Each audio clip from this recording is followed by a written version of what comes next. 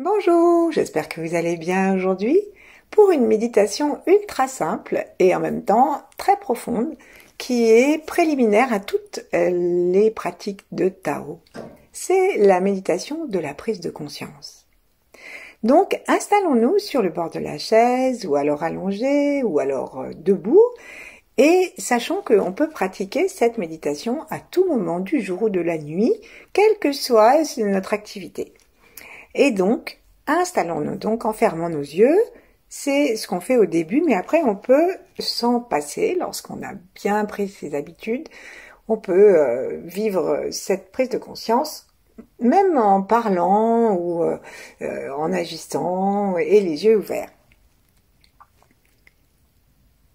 Plaçons les mains en namasté pour aujourd'hui et relions-nous avec les trois temps, ceux d'avant, ceux de maintenant, ceux d'après, quels que soient les liens que nous ayons avec eux.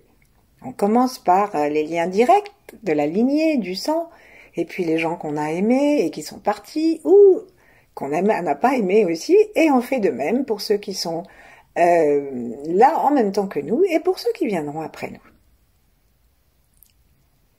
Soyons paisiblement en relation avec le temps. Et puis, mettons-nous en relation avec l'espace, en nous mettant en relation avec le sol et avec le ciel. Toutes ces connexions peuvent se faire hyper rapidement. Et n'importe quand. Sentons que notre cœur se détend et s'ouvre. Et observons qu'il suffit que nous prêtions une certaine attention à cet endroit, avec une certaine intention pour que déjà, nous ressentions que quelque chose se dénoue, se détend, se déploie encore davantage si nous sommes déjà hyper calmes et tranquilles et joyeux. Et ensuite, on va pouvoir se relier aux grands êtres, ceux que nous connaissons par tradition, par lecture, par vidéo, par rencontre, ou ceux qui nous ont été transmis par les religions, peu importe. Et tranquillement, on va maintenant laisser nos mains descendre, se poser soit sur le corps, soit l'une contre l'autre, dans ce premier moment, puisqu'ensuite, je le répète, on pourra le faire n'importe quand, même si les mains ne sont pas jointes. Et là, on va fermer nos yeux et observer notre corps. Donc, pour avoir une certaine méthode, nous choisissons une extrémité du corps. Donc, par exemple, comme le Tao dit que l'homme est entre ciel et terre, et non pas entre terre et ciel, nous allons commencer par le haut. Et si nous commençons par le haut, nous commençons par au-dessus du haut. C'est-à-dire, est-ce que nous pouvons avoir une sorte de perception de quelque chose au-dessus de notre tête, c'est-à-dire juste de l'énergie. On regarde, on n'attend pas trop parce que nous sommes juste dans un scan, dans un état des lieux. Et on se demande quand même si on ne sent rien, de pouvoir affiner la connexion et la sensation. Et puis, on va le faire assez rapidement pour que nous puissions le faire à n'importe quel moment de la journée. On va détendre le sommet du crâne, puis les os, comme si on avait la possibilité d'ouvrir notre crâne, qu'il s'ouvre comme une fleur ouvrirait ses pétales. Et puis, on va détendre le front, aucune ride à aucun endroit du front, puis les yeux, à commencer par les paupières. Ensuite, on fait la même chose avec les paupières du bas, les pommettes, les narines, les oreilles. On détend, on détend. La langue se pose contre le palais par la pointe. Le reste se détend complètement et nous vérifions que notre bouche n'est pas ridée, n'est pas stressée, n'est pas en rictus, quel qu'il soit. Et si nous découvrons une quelconque tension dans notre corps, eh bien ne nous en fustigeons pas. Remercions-nous d'en prendre conscience et nous nous apercevons que ce simple examen aide à la détente si nous en avons l'intention. Puis nous allons descendre encore dans les épaules en vérifiant que la tête ne soit pas écrasée dans les épaules et qu'elle puisse être légère posée sur le cou. Ensuite, on vérifie que les poumons peuvent se détendre jusqu'au bout de l'expire. Parce qu'il peut arriver que nous retenions la fin de l'expiration par une sorte de contraction du diaphragme qui fait que jamais nos poumons ne peuvent se détendre vraiment.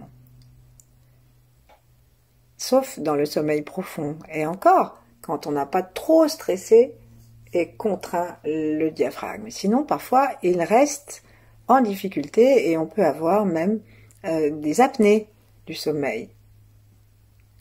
Donc on vérifie ça, on vérifie les omoplates. Est-ce qu'elles sont descendues? Et peut-être nous pouvons nous dire, mais descendre les omoplates, qu'est-ce que c'est? Alors on peut s'exercer à les descendre un tout petit peu, même à les écarter l'une de l'autre. Et puis ensuite, en lâchant, on observe s'il y a quelque chose qui a changé. Et ainsi, nous descendons maintenant dans l'espace en dessous du diaphragme qu'on nomme les viscères, c'est-à-dire tous les organes de la digestion et tout l'espace du ventre depuis le diaphragme et les côtes jusque en bas au périnée. Et là, doucement, on regarde. Est-ce que notre souffle descend jusque-là? Est-ce que nous avons l'impression que le ventre est tranquille jusque dans le fond du ventre près du dos? Et quand on en est là, observons le dos lui-même. Est-ce qu'il est à peu près droit? Est-ce que nous avons mal à un endroit ou à un autre? Et bougeons doucement si nous sommes assis, en particulier, mais même si nous sommes allongés ou debout. Bougeons doucement les ischions, c'est-à-dire faisons bouger notre bassin. Donc on peut les faire bouger latéralement ou d'avant en arrière, juste pour ramener de la souplesse, de la vie et un mouvement dans l'ensemble de la colonne vertébrale. Puis ensuite on regarde comment se trouve l'espace du périnée, entre le coccyx et le pubis, jusqu'aux organes sexuels. Est-ce qu'on est détendu? On fait pareil en observant si par hasard on n'a pas les aines tendues, ce qui fait que les psoas sont tendus et que nous interdisons à l'énergie de descendre jusqu'aux pieds. Si nous sommes debout et que nous avons envie de vérifier, nous sautons doucement, pas la peine de sauter trop, mais nous sautons et lorsque nous descendons, là, la première milliseconde au moment où nous sommes reposés sur le sol, là, eh bien, les aines sont détendues. Et nous cherchons à garder cette détente à l'intérieur de notre corps, quelle que soit la position, assis, allongé, en train de marcher, peu importe. Et ensuite, on va aller descendre et détendre l'ensemble des muscles de la cuisse, des articulations, du genou, des chevilles et tous les petits muscles des pieds jusque sur le cou de pied. Est-ce que nous pouvons donner à chacun de nos os, tarses, métatarses, etc., tout l'espace qu'ils désireraient? Est-ce que nous pouvons amener notre conscience jusqu'à sentir le sol? Comme nous avons amené notre conscience à sentir au-dessus de la tête, amenons-la maintenant à descendre en dessous des pieds. Ajoutons les bras.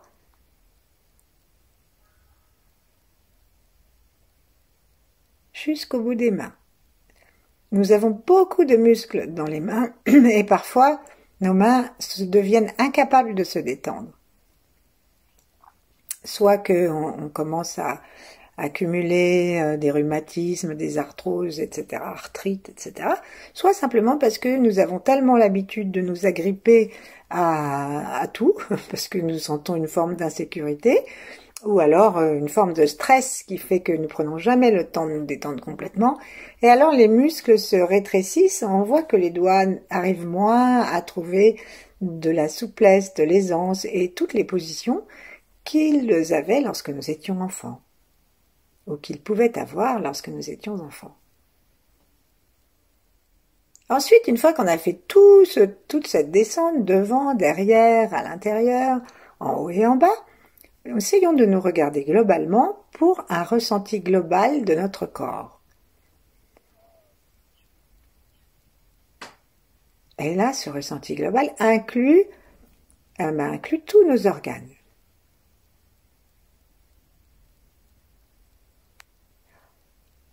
Et puis nous apercevons que le petit diagnostic que nous avons porté, eh bien, il a déjà changé quelque chose. Et peut-être que nous nous dirons, ah mais tiens, là j'ai vraiment un point dans le ventre, un point de côté, ou je sais pas quoi, et nous pouvons décider d'y passer plus de temps à l'occasion ou d'aller consulter.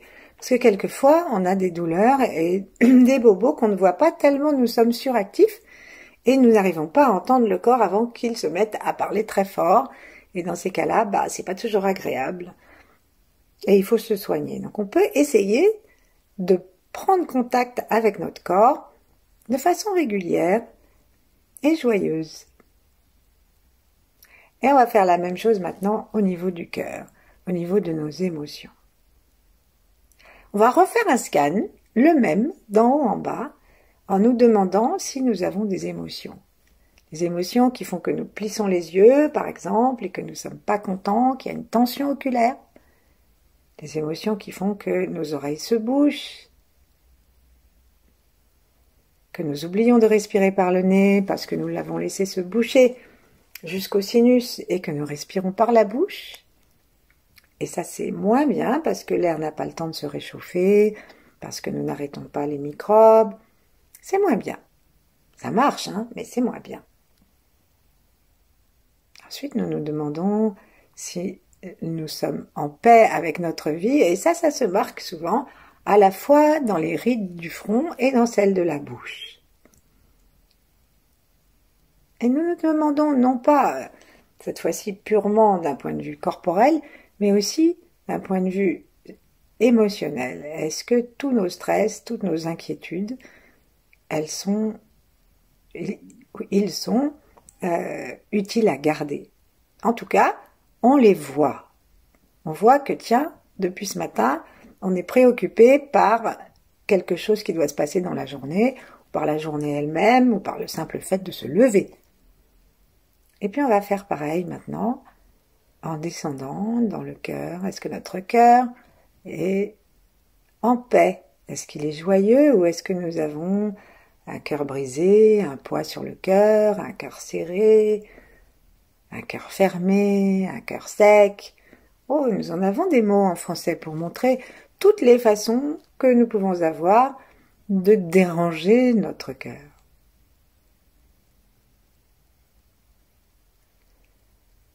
On regarde les poumons à nouveau et on se demande ce qui peut bien les empêcher de respirer joyeusement.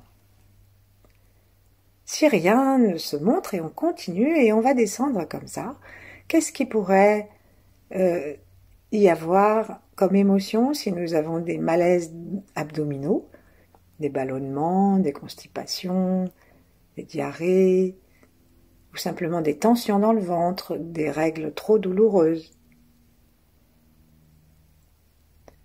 Et on observe simplement. On observe que c'est là et à chaque fois, on observe et on accepte. Ce qui est le meilleur moyen de nous unifier pour pouvoir traiter ensuite tout ce que nous repérons par le Tao, par une plus grande conscience ou par des visites chez les médecins et psychologues, etc. Et on descend ainsi jusque dans la zone zénitale où on se pose la question de savoir quelles sont les émotions qui habitent cette zone à l'extérieur, à l'intérieur, qu'on soit homme ou femme. Est-ce que ça va? Est-ce qu'on est en paix? Est-ce qu'on est joyeux? Est-ce que tout est parfait? Et on va descendre ainsi jusque dans les hanches. Est-ce qu'il y a des émotions? Est-ce qu'il y a des émotions dans les jambes et sous les pieds? Est-ce que nos pieds, nos semelles, nos plantes sont plantées? Ou est-ce que nous sentons comme une rétraction des pieds, comme nous avons des rétractions des mains, qui montrent que nous avons des émotions sous-jacentes, que nous n'avons peut-être pas bien observées. Simplement, parfois, comme nous avons perdu l'habitude de travailler dans les champs, de marcher des kilomètres, nous avons une sorte de rétraction vers le haut parce que nous nous réfugions dans la lecture, la rêverie, les écrans, et les drogues, peu importe, mais du coup on perd le contact avec la sève de la terre et avec les émotions positives qu'elle nous apporte. Rendons-nous compte. Où est-ce que nous en sommes émotionnellement par rapport à la terre? Et une fois qu'on a scanné ça, on va aller remonter au-dessus de la tête pour aller observer la façon dont notre esprit envisage l'existence. Et déjà, on peut regarder, est-ce que lorsque nous envisageons l'existence, nous n'envisageons que nous? Est-ce que dans notre cerveau, les pensées qui passent nous regardent nous? Ensuite, est-ce qu'elles regardent, par exemple, à cause des actualités, est-ce qu'elles regardent le monde, mais par rapport à nous? Est-ce qu'elle regarde notre famille, ce qui est encore nous? Mon chien, ma famille, ma maison, moi. Et plus on s'aperçoit que nous sommes intéressés par nous, plus on s'aperçoit que la conscience se rétrécit, puisqu'elle n'a pas grand-chose à voir et que l'effort n'est jamais demandé, et que si nous perdons l'habitude d'avoir du calme, du repos et du plaisir, avoir une vue large de l'esprit, eh ben, il se rétrécit et il fait plus d'efforts parce que voir large devient un effort.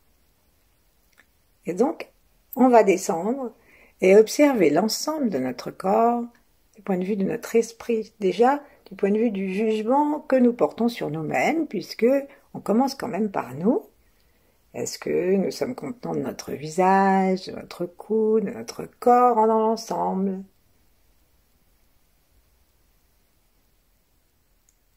Est-ce que nous sommes contents de l'image que nous donnons? Est-ce que nous la voyons dans un esprit détendu et positif?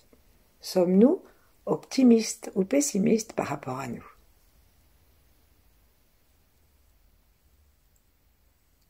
Notre esprit nous pousse-t-il à être triste, à nous plaindre, ou à profiter de chaque instant d'ensoleillement? Et ensuite, on va repartir d'en haut et on va imaginer que notre cerveau et notre esprit reprennent immédiatement et facilement le caractère spatial et spacieux qui est le sien. Notre esprit reprend, le caractère spatial et spacieux qui est le sien. Et donc, ce caractère fait que chacune de nos pensées nous relie à quoi nous pensons. Et chacune des choses que nous percevons nous relie à quoi nous percevons. C'est-à-dire que nous pouvons être unifiés avec la lune, le soleil, les nuages, toutes les étoiles. Nous pouvons être unifiés dans les 3 temps avec les dinosaures et avec le monde tel qu'il sera après.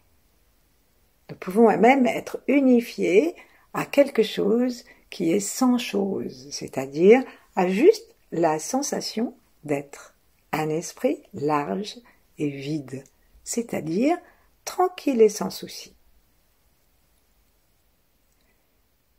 À ce moment-là, nous voyons les pensées, mais nous ne sautons pas dessus, comme sur un cheval au galop, pour qu'ils nous emportent on ne sait pas où, en tout cas, loin du calme. Et peut-être, à nouveau, dans un émotionnel ou un physique peu favorable.